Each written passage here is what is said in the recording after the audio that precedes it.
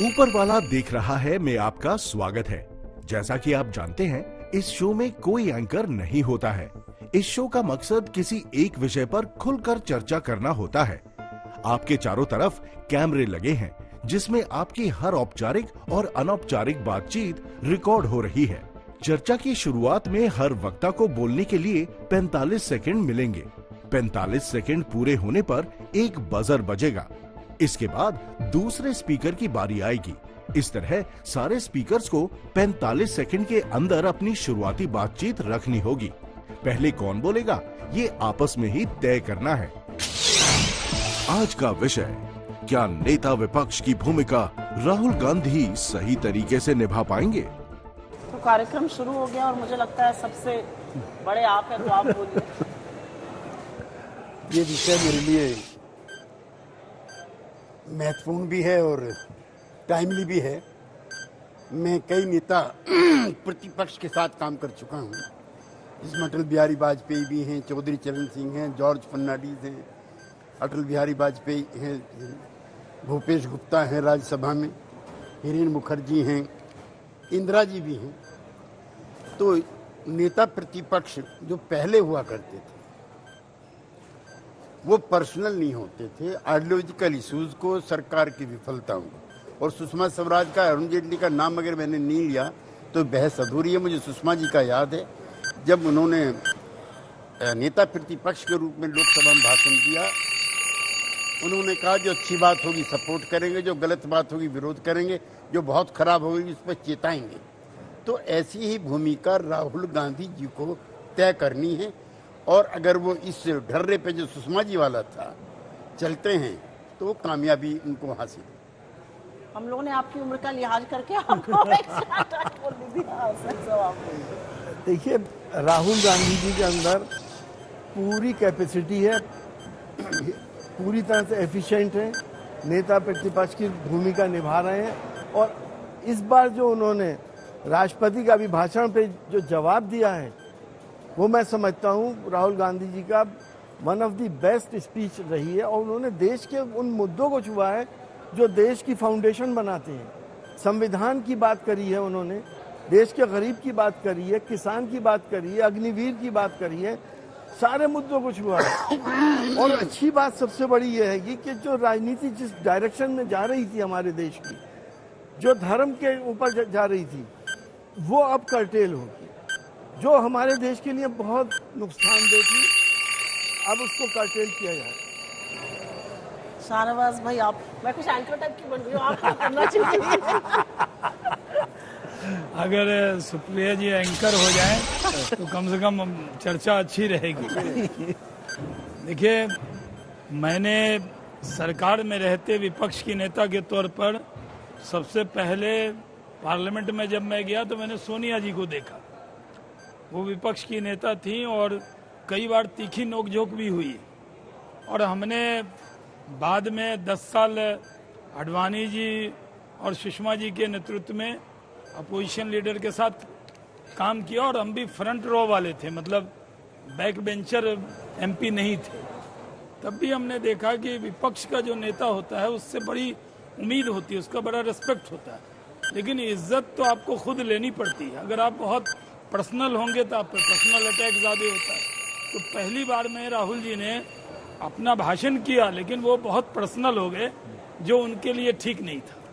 मुझे लगता है मेरे को बोलना चाहिए क्योंकि पॉलिटिशियंस बोल चुके हैं। मेरा अपना मानना है कि आज प्रतिपक्ष नेता जो भी बनेगा वो इस देश की आवाज है। वो उन मुद्दों को उठाने के लिए नेता प्रतिपक्ष है जिससे सरकार बचना चाहती है। और एक जनादेश भी है, जो जनादेश ये है कि सरकार की नकेल कसकर रखी जाए, सरकार को जवाबदेह बनाया जाए। मुझे ऐसा लगता है राहुल गांधी जी का जो ट्रैक रिकॉर्ड रहा है वो लगातार बेरोजगारी पर, महंगाई पर, आर्थिक असमानता पर, वेल्थ कॉन्सेंट्रेशन पे लगातार बोल रहे हैं। वो अग्निवीर पे बात कर रहे हैं, वो मजदूरों से मिल रहे हैं। तो मुझे ऐसा लगता है कि नेता प्रतिपक्ष वही बन सकता है और उसका वो बखूबी धर्म निभा रहे हैं, जो सारे विपक्ष को साथ लेके चलेगा, चाहे उनको 2 कदम खुद अपने से पीछे लेने पड़े, और जो सरकार को जवाबदेह बनाएगा बिना डरे, बिना सकुचाए। जहां तक पर्सनल होने की बात है, सामने वाला सम्मान देगा तो आपको सम्मान मिलेगा। जस को तस ही आपकी राजनीति है। देखिए, मेरा तो साफ तौर पर मानना ये है कि नेता विपक्ष का जो रोल है वो हवा में नहीं आप देख सकते, आप वैक्यूम में नहीं देख सकते। सामने नेता सदन कौन है उसके संदर्भ में आप देखेंगे। अगर नेता सदन अगर बहुत ज्यादा एग्रेसिव है तो विपक्ष के नेता को भी एग्रेसिव होना पड़ेगा, आप सबमिसिव होकर वहां नहीं रह सकते। और मुझे लगता है कि राहुल गांधी ने इस बात को समझ लिया है कि अगर वो नेता विपक्ष के तौर पर अगर कहीं दब के रहते हैं तो ये उनकी कमजोरी माना जाएगा और साथ ही साथ उनकी जो योग्यता उस पर सवाल खड़े होंगे। दो तीन चीजें राहुल गांधी ने की। एक, उन्होंने सरकार के ऊपर एक साइकोलॉजिकल मनोवैज्ञानिक युद्ध वॉरफेयर लॉन्च किया है जिससे सरकार दबाव में दिखाई पड़ती है। दूसरा, सरकार को स्पष्ट तौर पर संदेश दिया गया कि आप हिंदुत्व के मसले पर अब विपक्ष डरने वाला नहीं है, आपकी आंख में आंख डाल करके बात करेंगे, उस पर कॉपीराइट आपका नहीं। और तीसरी बात जो उन्होंने कही है वो ये कि सारे विपक्ष की तरफ से मैं नेता हूं, मैं अकेले सिर्फ कांग्रेस पार्टी का नेता नहीं हूं। ये दर्शाता है कि राहुल गांधी के अंदर अब उस तरह की मैच्योरिटी आ गई है जो नरेंद्र मोदी से निपटने के लिए जरूरी है। देखिए, अगर आंकड़ों के नजरिए से देखें और राष्ट्रीय स्तर पर देखें तो पॉपुलैरिटी रेटिंग में प्रधानमंत्री मोदी के समक्ष राहुल गांधी की पॉपुलैरिटी अभी भी कम है। 41% पर प्रधानमंत्री हैं, लेकिन राहुल गांधी की पॉपुलैरिटी 27% है। लेकिन अगर आप देखें जिस तरह से भाषण उन्होंने अभी पार्लियामेंट में दिया और जिस तरह से मुद्दे उन्होंने उठाए हैं, जो जमीनी स्तर के मुद्दे हैं, जो आम जनता से जुड़े मुद्दे हैं, तो अब एक नजरिया बहुत तेजी से बदला है। बिल्कुल अचानक नजरिया तेजी से बदला है और अब लोगों को लगने लगा है, और खासकर युवाओं को, कि भाई ये एक ऐसा नेता है जो सचमुच विपक्ष की आवाज को बुलंद कर सकता है पार्लियामेंट में। तो मुझे लगता है देश के बड़ी संख्या में लोगों को उम्मीदें हैं राहुल गांधी से, और आने वाला समय बताएगा कि उन उम्मीदों पर कितने खरे उतरेंगे। लेकिन ये मैं जरूर कह सकता हूं कि बड़ी संख्या में लोग अब ये सोचने लगे हैं कि विपक्ष को राहुल गांधी के जैसा नेता चाहिए। आप सभी ने अपना शुरुआती पक्ष रख दिया है। अब बिना किसी बजर की बाधा के आप सब चर्चा को आगे बढ़ा सकते हैं। आपका समय शुरू होता है अब।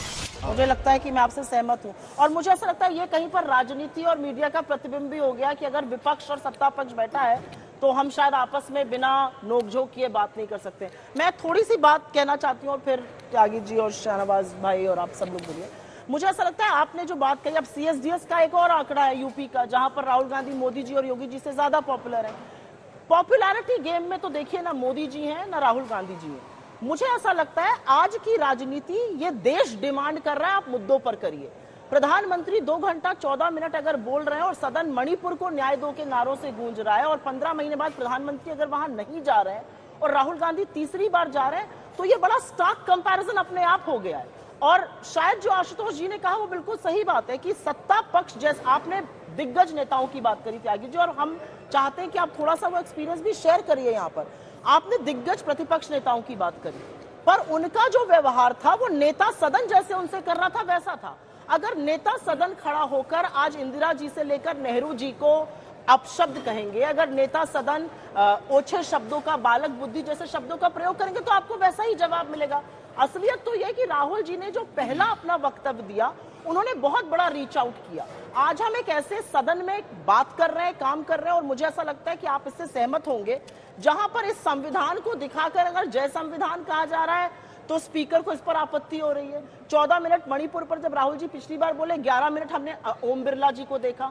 तो रूल्स ऑफ द गेम थोड़े से बदलने होंगे, क्योंकि सरकार कहीं पर ये मैसेज देना चाहती है कि जो 10 साल से चल रहा था अभी भी वही चलेगा। मुझे लगता है वो थोड़ा मुश्किल होगा ऐसा करने के लिए। देखिए, सुप्रिया जी ने कहा कि जैसा व्यवहार होगा, तो पहली बार तो PM 2 घंटा 14 मिनट बाद में बोले हैं, 1 घंटा 40 मिनट राहुल जी बोले, और हम लोगों ने भी देखा, क्योंकि विपक्ष के नाते हमारी जिम्मेदारी भी है कि विपक्ष के नेता हैं आज वो कैसा व्यवहार करते हैं, क्योंकि पुराना ट्रैक क्या था और आज कैसे बोल रहे हैं।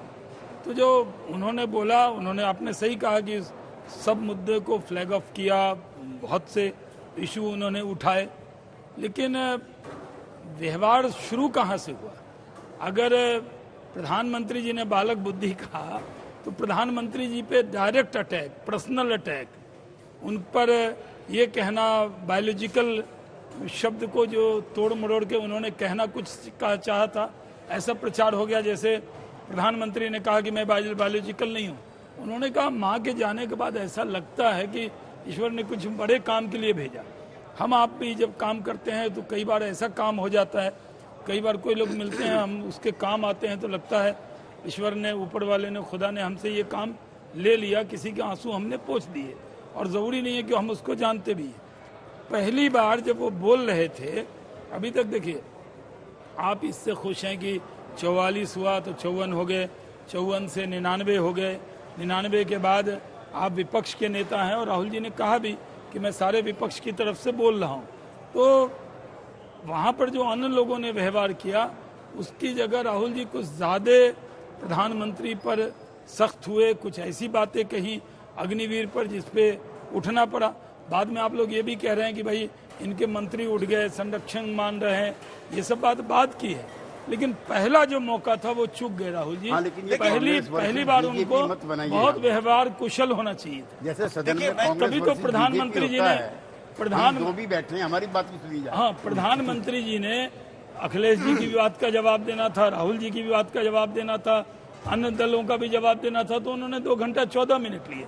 लेकिन राहुल जी ने जब बोला तो उनको इस बात का ध्यान रखना चाहिए कि अगर थोड़ा और शालीन व्यवहार करते और वो नई मर्यादा स्थापित करते, जो मर्यादा सोनिया जी ने, जो मर्यादा सुषमा जी ने या अरुण जेटली जी ने स्थापित की, शहनवाज भाई हम अपने दौर की बात कर रहे हैं। आपका जवाब है, लेकिन मैं बाद में बोलूंगी। शहनवाज जी, आप मर्यादा की बात कर रहे हैं, हो सकता है कि मैं आपकी कुछ बात से सहमत हूं कि हो सकता है कुछ और मर्यादापूर्ण बात हो सकती थी, लेकिन जो तमाम मुद्दे राहुल गांधी ने जो संसद में उठाए, अग्निवीर का मुद्दा हो, चाहे नीट एग्जाम का मुद्दा हो, मुझे लगता है इन सब मुद्दों पर बार बार बीजेपी बिल्कुल ऐसे आंख मूंद रही है जैसे ये सब मुद्दे ही नहीं है।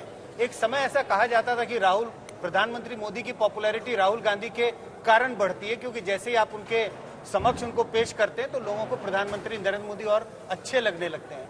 मुझे लग रहा है आज ऐसा ही कुछ हो रहा है।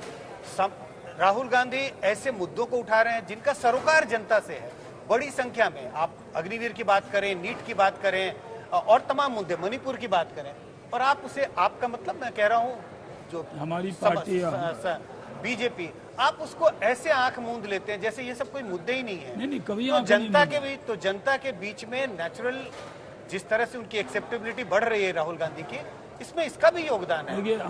वो जमीनी मुद्दों को उठाते हैं और आप आंख मूंद लेते हैं जैसे ये मुद्दे हैं ही नहीं है।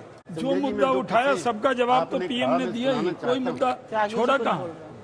सहयोगी पार्टी को थोड़ा समय दिया जाए। जी, आप तो हमारे बड़े सहयोगी। जी प्रधानमंत्री सहयोगी नहीं है, आप ज्यादा प्रबल सहयोगी। थोड़ा अपना रूप छोटा उम्र में बड़े हैं तो हमारे तो